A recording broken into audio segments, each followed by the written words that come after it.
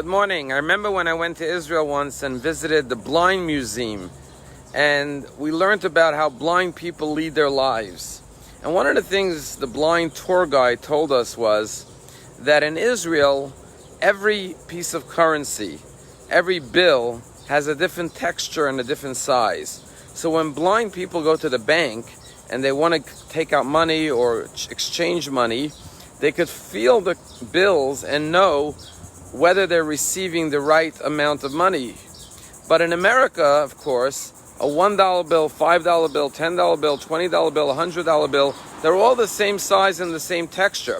So when a blind man goes to the bank and he wants to take out money, or he asks someone in the street for change, he never knows. He has to trust the person that they're giving them the right amount of money, because without sight, there's no way for them to determine what bill they're holding.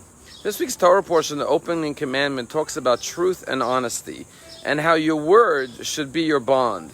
The Torah says, Lo yachel devaro, do not desecrate your word. Your word is sacred. Your word is holy. When you say something, that should be ironclad.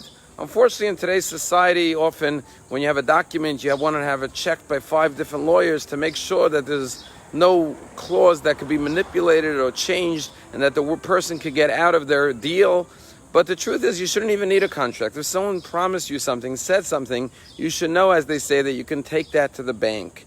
Why? Because we human beings have been given the gift of speech. That's what distinguishes us from all other creatures. And therefore, we should recognize it as a sacred gift and never defame or desecrate it by using it in an unholy, untruthful, dishonest way. Honesty is the most important character trait for relationships. You know, there's a story that I remember. I had a rabbi in yeshiva. His name was Rabbi Scheiner. And he told us a story once, an amazing story. When he was 8 years old, his father died. They were living in Uzbekistan. And his mother was left with her 2 sons, him, who was 8, and his older brother, Isaac. And she wanted to provide a Jewish education for them. This was 1943. And there was no Jewish education available in Uzbekistan. So she heard that there was a yeshiva, a place to study in Samarkand. But she couldn't get permits for the whole family, but she was able to get someone to take her 2 boys to Samarkand to go learn in this Jewish school. And so she sent the 2 kids. And her 8-year-old, Rabbi Scheiner, who became a great rabbi later, was crying. He didn't want to leave his mother. So his mother looked at him and said, I promise you, I will come and join you one day. Just let me work out the papers and I'll join you later. And off he went with his older brother to go learn in Samarkand. About a year and a half later, his mother arrives by train to Samarkand.